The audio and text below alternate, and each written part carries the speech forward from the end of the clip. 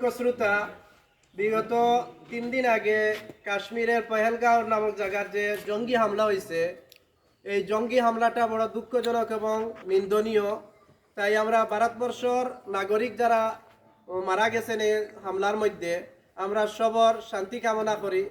আর ভারতবর্ষের মধ্যে আমরা শান্তিকামী দেশের মধ্যে যারা বিভ্রান্তির সৃষ্টি করতো স্যার, তারারে আমরা প্রশাসনের দৃষ্টি আকর্ষণ করি আর তারা যেন এই জঙ্গিদেরকে শনাক্ত করে তাদের উপযুক্ত দণ্ডনীয় যেভাবে শাস্তি দেওয়া লাগে শাস্তি দেওয়ার লাগে। আর কিছু মানুষে মনে করে যে মুসলমান হিসাবে টেরোরিস্ট জঙ্গিত্বর সঙ্গে মুসলমানের কোনো সম্পর্ক নাই এবং ইসলামের সঙ্গে জঙ্গিরও কোনো সম্পর্ক নাই। যারা জঙ্গি তারাই জঙ্গি, তাদের কোনো ধর্ম নাই।